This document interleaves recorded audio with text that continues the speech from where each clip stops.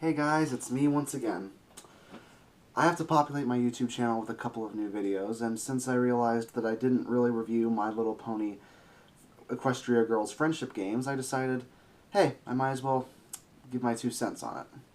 So, what can I say about the other Equestria Girls movies? Well, I, alongside many bronies, thought the first film was going to suck, mainly because I wasn't a fan of the character designs. I thought the story was going to be a complete retread of certain plot points in the series, and I thought Sunset Shimmer would be a terrible antagonist.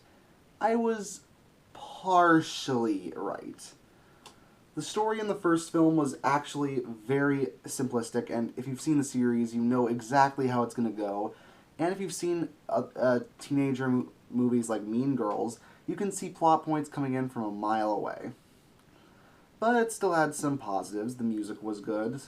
Sunset Shimmer was fairly interesting and fairly entertaining, and I will never forget the cafeteria scene. Then we had Equestria Girls 2 Rainbow Rocks, which upped the stakes by giving us better antagonists with the Dazzlings, actual character development for Sunset Shimmer that she sorely lacked in the first film, as well as some of the best music in the entire series, in my opinion, and is in many ways, I think, a much better film than the first Equestria Girls movie. But now we have the third Equestria Girls movie, Friendship Games, written by Josh Haber. And what did I think? Well, it's not as good as Rainbow Rocks, but it's not as mediocre as the first Equestria Girls. It's right in the middle. So, in this movie, we follow Sunset Shimmer as a main character, as Canterlot High has to go up against Crystal Prep Academy in the Friendship Games, which are kind of like a... It's kind of like a high school level Olympics. But anyone who's seen the second movie would know that the human version of Twilight, not the version that came from Equestria, but the human version of Twilight that goes to Crystal Prep, is discovering the strange goings-on over at Canterlot High. And she happens to create a device that allows her to absorb the magic that our main characters have. Not only that, but the principal of Crystal Prep, Abacus Cinch, is actually blackmailing her to participate in the Friendship Games, or else her application for Everfree College will not be sent. So the story is actually pretty interesting, but there were a couple of problems that I had with the execution. First of all, Abacus Cinch is a very cliche antagonist, and in many respects, she reminds me a lot of the Monster High antagonists that are very one-dimensional, and in many respects get away with way too much. Seriously, a principal blackmailing a student to participate in the games? She's lucky that she didn't lose her freaking job. Also, the movie tries to add in six new characters. Well, not really six, 5 new characters that are supposed to represent the other members of the main 6.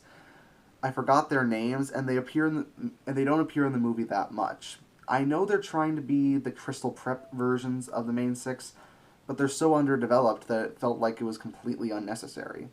But I did like the stuff that they did with the magic, you see. Since Twilight is trying so hard, this universe's Twilight is trying so hard to understand all of the mysterious goings-on, but whenever she happens to find the ponies ponying up, or transforming because of the ponies showing off their elements of harmony, the device actually absorbs magic from them, and and the insanity that the magic brings, such as opening portals and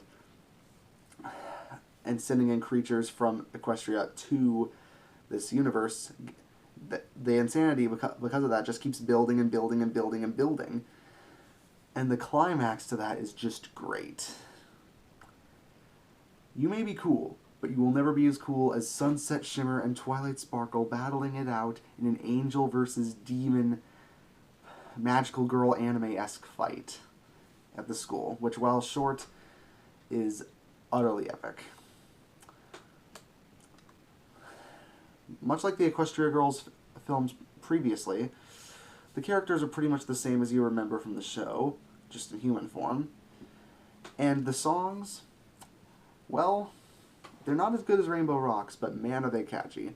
Though a couple of them suffer from from being rather short.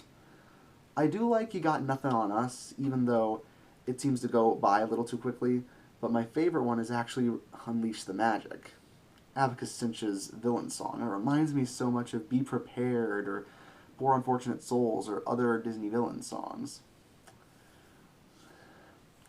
And the ending of the film is actually pretty interesting now that the QD remark has happened, since the original Equestria version Twilight actually stated that she came out of a time rift, and anyone who's seen the season 5 finale knows that the time rift is referring to the one made by Starlight Glimmer.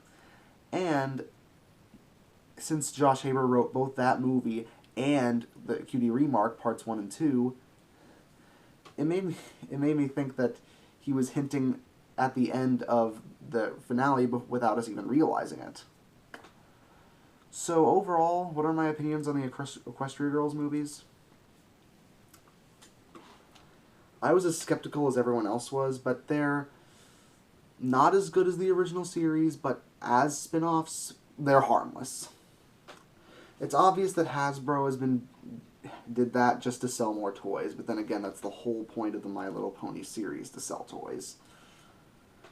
So the fact that they still put effort into these movies, and the fact that Megan McCarthy, Josh Haber, and every single voice actor and actress gave it their all for all 3 of these films, is something to be proud of.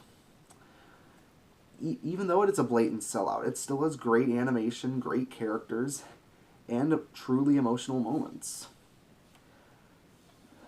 So if they make another Equestria Girls movie, I'd be interested in what they come up with next. Now that I'm done with the Equestria Girls overview, I'd like to hear something from you.